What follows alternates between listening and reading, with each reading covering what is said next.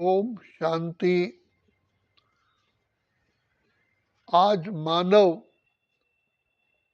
इस संसार में आंतरिक खुशी, आनंद, सुख चाहता है और उसके लिए भिन्न भिन्न प्रकार के साधन अपनाता है। देश देशांतर में भ्रमण भी करता है और सब कुछ ऐसा करता है जो और ही फंस जाता है, अपनी शक्तियों को खो बैठता है। लेकिन इसका स्रोत केवल एक परमपिता परमात्मा है जो हमारे प्रिय पिता है। जैसे सूर्य प्रकाश का, शक्तियों का स्रोत है, इसी प्रकार सुख, शांति, आनंद, खुशी का स्रोत केवल एक प्यारा प्यारा पिता ही है। तो शिव बाबा ने आकर के हम बच्चों को रियलाइज कराया कि वास्तव में बच्चे इन सब गुणों की, चाहे आनंद है, चाहे शांति है, चाहे सुख है, इसकी खान ही है पवित्रता। पवित्रता केवल ब्रह्मचर्य ही नहीं, लेकिन पवित्र विचार, आचार, व्यवहार और जिसको दूसरे शब्दों में दिव्यता, महानता, अलौकिकता, श्रेष्ठता और पवित्रता उसमें आ जाती है। तो उसका केवल एक ही सैंपल है, वो है शिव बाबा। जो बाबा ज्ञान के, आनंद के, शांति के, प्रेम के, सुख के, पवित्रता के सागर है। पिता परमात्मा की स्मृति में रहने से बहुत गहराई तक हमें पवित्रता मिलती है। जैसे कोई मिट्टी तो उतर जाती है कपड़े में से, लेकिन दाग छोड़ जाती है। तो लेकिन दाग का भी इफेक्ट रहता है। तो पिता परमात्मा की स्मृति से गहराई तक हमारे अंदर क्लीनलीनेस होती है और पवित्रता ही, क्लीनलीनेस ही से रियलिटी आती है, चमक आती है, जिसको सत्यता कहते हैं। तो सत्यता ही पवित्रता है, पवित्रता ही सत्यता है। तो जब हम पिता परमात्मा की स्मृति में रहते हैं तो सबसे पहले हमारे अंदर पवित्रता आती है। पवित्रता आती है सोल कॉन्शियस से, आत्मिक स्मृति से, जिसमें देह भान और देह अभिमान दो बीमारियां दूर हो जाती हैं। सबसे बड़ा घातक है देह भान, अपने को देह समझना। देह समझने से ही ये सीड है, बीज है सारे अवगुणों का, और इसी से ही देह अभिमान आता है। अपनी विशेषताओं का अभिमान आ गया, प्राप्तियों का अभिमान हो गया, संबंधों का अभिमान हो गया, अपने पद का अभिमान हो गया। ये सारे देह भान से ही निकले हैं। तो बाबा कहते हैं, शिव बाबा कहते हैं और विवेक कहता है, बुद्धि कहती है कि सब अवगुणों का जो स्रोत है वो देह भान है। इसलिए बाबा बार बार हमको कहते हैं, बच्चे निराकारी स्थिति ही सर्वश्रेष्ठ से श्रेष्ठ स्थिति है। निराकारी स्थिति में रहने से एक तो हम पिता परमात्मा के साथ अपने आप बहुत स्नेह से, प्यार से जुट जाते हैं। प्रभु पिता परमात्मा को भी हम अपने प्यार में खींच लेते हैं। दूसरा, जब परमात्मा पिता की स्मृति में रहते हैं, उसके संग में रहते हैं, तो उनका रंग लगता है। तो दूसरा गुण बाबा का निरअहंकार था। भगवान इतने ऊंच होते हुए भी निरअहंकारी है, कोई अहंकार ही नहीं है। जब इस सृष्टि पर आते हैं, कैसी भी आत्मा हो, तो बाबा सबको दुआओं का हाथ रखते हैं और श्रेष्ठ भावना से देखते हैं कि ये मेरा बच्चा है। फिर उसी से ही अपवित्रता, काम, क्रोध, लोभ, मोह, अहंकार तो पैदा होते ही हैं, लेकिन निराकारी स्थिति में टिकने से इन सब विकारों का सफाया हो जाता है, इरेज हो जाती है। तो बाबा कहते हैं बच्चे, इसलिए बार बार कहते हैं कि बच्चे निराकारी स्थिति में टिको, तो निरअहंकारी बनोगे, निर्विकारी बनोगे। निराकारी स्थिति ही पवित्रता का स्रोत है। ये आत्मा की आंतरिक लाइट है और आत्मा की शक्ति है। आत्मा का जिसको कहो कि खजाना है। तो बाप पिता परमात्मा इसलिए हमें बार बार कहते हैं निराकारी स्थिति में रहने से हमारा विजन, हमारी विचारधारा सबके प्रति एक जैसी होती है। कोई अपना नहीं, कोई गैर नहीं, कोई अपना नहीं, सब अपने हैं। तभी कहा खुले मन से होता यहाँ सबका स्वागत, नहीं गैर कोई ये अपनों की दुनिया। इसमें जाति भेद, भाषा भेद, धर्म भेद, प्रांत भेद, राष्ट्र भेद, सारे ही भेद समाप्त हो जाते हैं और इसमें हम एक प्रेम के सूत्र में बन जाते हैं। ईगोलेस हो जाते हैं, अभिमान ही नहीं है। जहाँ अभिमान नहीं है तो वही स्वच्छता और वही स्नेह है, वही हाई थिंकिंग है। तो बाबा आकर के हम बच्चों को सबसे ग्रेटेस्ट से ग्रेटेस्ट प्रॉपर्टी देते हैं। बच्चे, ये सबसे बड़ी प्रॉपर्टी है आत्मिक ज्ञान, स्पिरिचुअल नॉलेज। ये कोई भी नहीं दे सका। तो जैसे ही हम आत्मिक स्मृति में टिकते हैं, ऑटोमेटिकली हमारे आत्मा के गुण जो छुपे हुए हैं, ज्ञान, आनंद, शांति, प्रेम, सुख, पवित्रता, शक्तियाँ, ये सब प्रकट हो जाते हैं। तो बाप कहते हैं जैसे आप अनार देखोगे, अनार का छिलका उतारते ही अंदर मोती निकलते हैं, दाने निकलते हैं। ऐसे ही आत्मिक स्मृति में जो देह अभिमान का पर्दा हटता है, तो ऑटोमेटिकली दैवी गुण प्रकट हो जाते हैं।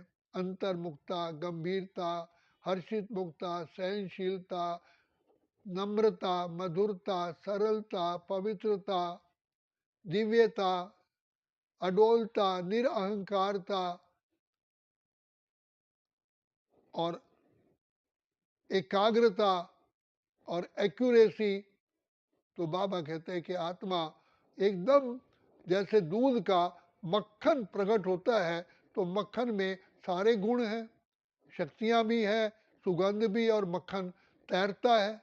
तो ऐसे ही वो आत्मा जो आत्मिक स्मृति में रहती है, वो भी इस संसार में, भव सागर में सदा ही तैरती रहती है और कहीं भी जहाँ भी उसको स्थान मिलता वहीं अपना पानी की तरह वो अपना डायरेक्शन ले लेती है, कहीं टकराव में नहीं आती, फ्लेक्सिबिलिटी होती है, सरलता होती है। तो बाप कहते हैं निराकारी स्थिति ही सर्व गुणों की खान है और प्रभु प्रेम में बाबा का जो भगवान के संग में रहते हैं, तो भगवान के सारे गुण, सारी शक्तियाँ, सारे जितने भी खजाने हैं उसके पी लेते हैं, अर्थात एब्जॉर्ब कर लेते हैं, अधिकारी बन जाते हैं। कल्प कल्प के लिए विजयी आत्मा बन जाते हैं और सबसे बड़ा गुण है निरअहंकारी बन जाते हैं, अहंकार नहीं रहता। ये सब बाबा की देन है। मधुरता आ जाती है, नम्रता आ जाती है। तो बाबा कहते हैं बच्चे, सिर्फ बार बार कहते हैं कि बच्चे तुम अपनी वास्तविक स्थिति में आओ। तुम शुद्ध आत्मा हो, श्रेष्ठ आत्मा हो, महान आत्मा हो, पवित्र आत्मा हो, देव आत्मा हो, पूज्य आत्मा हो, धर्मात्मा हो। पवित्रता ही हमारा धर्म है, पवित्रता और शांति। क्योंकि पवित्रता से अपने आप ही शांति और प्रेम प्रकट हो जाते हैं। अशांति का कारण है ये 5 विकार। 5 विकार नरक का द्वार, ये विष कहा गया, तभी तो कहा विषय विकार मिटाओ पाप हरो देवा। तो पिता परमात्मा देव दया के सागर है, कृपा निधान है, जो हम आत्माओं को सच्चा सच्चा सच्चा सच्चा प्यार करते हैं। बाबा हम बच्चों पर बार बार कुर्बान जाते हैं। यही कहते हैं बच्चे, तुम आत्मिक स्थिति में टिको तो तुम्हारे अंदर ऑटोमेटिकली पवित्रता आएगी और तुम्हारे संकल्पों में भी श्रेष्ठता आएगी। और तुम आत्माओं में आत्मिक बल होने कारण प्रकृति तुम्हारी ऑटोमेटिकली दासी बन जाती है। पवित्रता के वाइब्रेशंस प्रकृति पर बहुत प्रभाव डालते हैं। सारे यूनिवर्स में पवित्रता फैल जाती है। हर चीज अपने आप ही सही पोजीशन में आ जाती है। बिगड़े हुए जो तंतु हैं वो सही अपना रूप ले लेते हैं। जिसको कहा अंधियारे सब मिट गए, उजियारा छा गया। आप जो पवित्र आत्मा है किसी को कहती नहीं है, लेकिन पवित्र आत्मा के सामने जाते ही अपवित्र आत्मा के अंदर अपने आप ही शुद्धताई के विचार आते हैं। उसमें आत्मिक स्मृति प्रकट हो जाती है और अपने आप ही कहते हैं मुझे भी ऐसा बनना है। उसकी रियलिटी आ जाती है। इसलिए बाबा कहते हैं देखो, भक्त जन औरों के आगे नहीं कहेंगे, देवताओं के आगे जा कहते हैं कि मैं नीच हूँ, पापी हूँ, कपटी हूँ। क्यों कहते हैं? क्या देवता कहते हैं कि आप ऐसे कहो? लेकिन देवताओं के आगे जाने से उनका छल कपट क्रूर सब अपने आप ही प्रकट हो जाता है कि हम ऐसे नीच पापी। जैसे लुकिंग ग्लास के सामने जाने से अपने आप चेहरा दिखाता है। लुकिंग ग्लास का तो उसमें दोष नहीं है, वो रियलिटी को दिखाता है। ऐसे ही बाबा कहते हैं बच्चे, तुम शिव बाबा की याद में रहोगे तो तुम्हारा तो परिवर्तन होगा ही होगा, लेकिन तुम्हें देख करके सर्व आत्माओं का परिवर्तन होगा। जिसको दूसरे शब्दों में कहा जाता है, खरबूजे को देख के खरबूजा रंग बदलता है। तो इतनी बड़ी सेवा आप करते हो, ये सेवा करने का बल प्राप्त होता है और उसका बल फिर फल ये है अतीन्द्रिय सुख। सदा सुखी सुख में रहते हैं। हर इंद्रिय से आपको सुख मिलता है। जो किसी हम भौतिक वस्तु से इतना सुख प्राप्त नहीं कर सकते, लेकिन भौतिक वस्तु से हम और ही और दुख ले लेते हैं। मान लीजिए कोई मिठाई अच्छी है, अच्छी लगती है, लेकिन अगर हम ज़्यादा खा लेंगे तो बीमार हो जाएंगे। लेकिन ये जो आंतरिक सुख है ये तो सदा काल के रहता है। तो बाप आकर के हमको सदा काल के लिए पावन करते हैं, निरोगी बनाते हैं। उसमें सुख शांति आनंद प्रेम खुशी पवित्रता ज्ञान शक्तियाँ सब समाई हुई हैं। आत्मा ज्ञान स्वरूप है, आत्मा प्रेम स्वरूप है। हर बात को समझने की कला आ जाती है, सर्व कला समृद्ध बन जाते हैं। आज हम छोटी चीज को बड़ा कर लेते हैं और ही फंस जाते हैं। जैसे मकड़ी जाला बना लेती है, फिर उसे फंस जाती है और उसी जाले को स्वयं ही खाती है, तब उससे बाहर निकल सकती है। ऐसे ही हम संसार के इन विषय विकारों की अनेक इन जालों में फंस जाते हैं। तो बाप जो दया का सागर है, प्रेम का सागर है, सुख का सागर है, हमारी बुद्धि को इतना प्योर कर देते हैं जो हमारी बुद्धि बाप समान हो जाती है। तो बाप कहते हैं बच्चे, पवित्रता ही सुख शांति की जननी है और वो मिलती है प्यारे पिता की छत्र छाया में। जैसे सूर्य सिर पर होता है तो परछाई हमारे पैर के नीचे होती है, सारे विकार सारी समस्याएं दूर हो जाती है। और पिता परमात्मा भी हमको बेहद का प्यार करता है। जैसे सुई पर जंग को चढ़ी होती है तो मैग्नेट उसको अट्रैक्ट नहीं करता, इसलिए हम आत्माओं को भी बाप का प्यार होते हुए भी प्यार की प्राप्ति नहीं होती, उनका इफेक्ट नहीं होता। जैसे कोई व्यक्ति का शरीर ही शून्य हो जाए, ना तो उसे गर्मी फील होती है ना सर्दी फील होती है। इसी प्रकार से हमारी बुद्धि भी शून्य अवस्था में आ जाती है। तो बाप की प्यार में मिलने से हमारा सारा जागृति आ जाती है, आत्मा आनंद की सुख की लहरों में लहराती है, खुशियों की लहरा। तो इससे ऑटोमेटिकली प्रकृति हमारी दासी बन जाती है। ये 5 तत्वों का जो शरीर मिला हुआ है ये भी सही काम करता है, प्रॉपर काम करता है, क्योंकि ब्रेन में उतना आनंद खुशी चाहिए और खुशी मिल जाती है। ये तो मेडिकल साइंस कहती है जिसका ब्रेन आनंद की लहरों में लहराता है, खुशियों की लहरों में लहराता है, उसको कोई रोग ही नहीं लगता। ऑटोमेटिकली अपने आप चेहरे पे सुंदरता आती है, कर्मों में कुशलता आती है, उसका नर्वस सिस्टम सही काम करता है। तो बाप आकर के सब समस्याओं को दूर करने के लिए एक ही महामंत्र देते हैं, बच्चे देही अभिमानी बनो। देही अभिमानी बनने से बाप का प्यार मिलता है, आत्माओं का प्यार मिलता है, सारे विश्व का प्यार मिलता है, रिगार्ड मिलता है, और हम अपनी कर्म इंद्रियों के ऑटोमेटिकली राजा बनते हैं, स्वराज्य अधिकारी बनते हैं, तो फिर विश्व के राज्य अधिकारी बनते हैं। इसलिए इसको राजयोग, कर्म योग, सहज योग, ज्ञान योग, बुद्धि योग, निरंतर योग कहा गया।